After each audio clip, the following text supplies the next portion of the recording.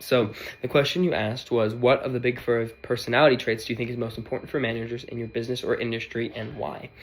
And I'm gonna be glancing just to look at my look at the textbook for some definitions. But I wrestled between saying extroversion and conscientiousness. However, I'm going to stick with conscientiousness. And the reason I say this is because as much as I know that my job, which is at Youth World, working with kids and students and teaching and all of those things, is really important for me to be extroverted. But my manager, more than anything else, I love that she's extroverted and loves to talk and loves to be around things. But her, as defined, conscientiousness is the tendency to be careful, scrupulous, and persevering, specifically organized and self-disciplined, as it goes down on to say. We would not be as successful we are if I didn't have an organized and self-disciplined leader. We just had our Christmas toy store, and we had tables of toys and rows of food and all these different things set up in a zigzagging fashion that you would basically walk through different rooms of our building in order to make sure that everybody flowed really, really well. Well, that flow was set up by her. Her goal was to make sure that everything flowed really well, so we had no bottleneck points. She looked at bottleneck points, typically where people crowded up, and she fixed those. And her doing that made it run 10 times more smooth. And even during it, we had a bottleneck at the very end with some parent and kids getting back together because they got split up to pick out toys anyway. But that was a bottleneck that we had to fix during.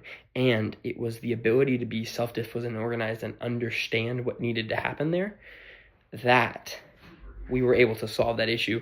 And my boss as a leader, was able to do that because she's very conscientious. Now, I wrestled between the two of saying that, extroversion and conscientiousness. But I think as a manager overall, I think you can find ways around being not as extroverted. I think you can learn how to talk to people and not be extroverted.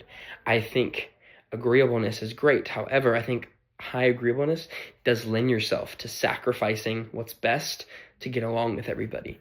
I think the overall negativity doesn't, in my opinion, help. Doesn't help a company as much. And I saw reasons that it can be good, but and then openness to experience, broad interest, those are typically the risk takers. As much as I think risk taking is great, I think that as a company overall, you cannot be successful without being conscientious.